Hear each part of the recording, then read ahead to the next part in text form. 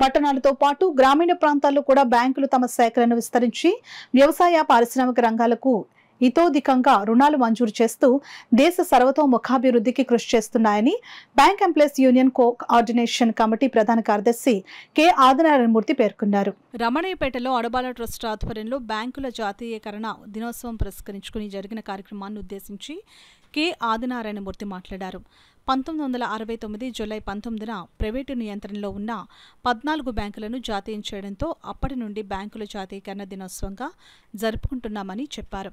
అనంతరం K Adinarayanamurthy union bank of India Kakinada union ప్రాంతీయ కార్యదర్శి దుర్గాప్రసాద్లను అడబాల రత్నప్రసాద్ ఆధ్వర్యంలో ఘనంగా సత్కరించారు. ఈ కార్యక్రమంలో చింతపల్లి సుబ్బారావు, రాజా రాఘవరావు తదితరులు పాల్గొన్నారు.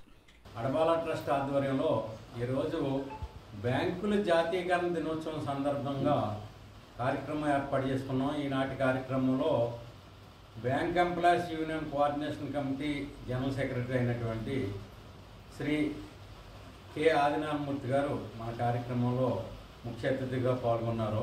వారు బ్యాంకుల యొక్క జాతీయకరణ వల్ల ప్రయోజనాలు, బ్యాంకింగ్ వ్యవస్థ గురించి మిగిలిన విషయాలన్నీ కూడా మనకు తెలియజేస్తారు. కాబట్టి ఈ బ్యాంకులను నడపడానికి సొంత డబ్బు అక్కర్లేదు.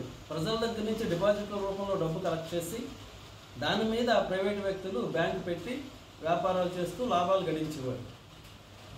ఆ బ్యాంకు డిపాజిట్ల డబ్బుని గ్యాంబ్లింగ్ లాంటి వ్యసనాలకి, ఇతరత్ర పనులకి ఉపయోగించి బ్యాంకు నష్టపోయిందని చెప్పేసి బ్యాంకులు మూసేసుకుంటున్నారు.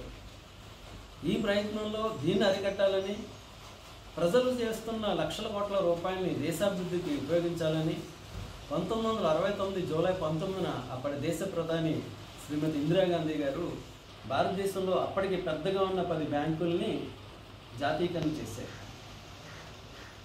దాంతో దేశంలో గొప్ప మార్పు వచ్చింది.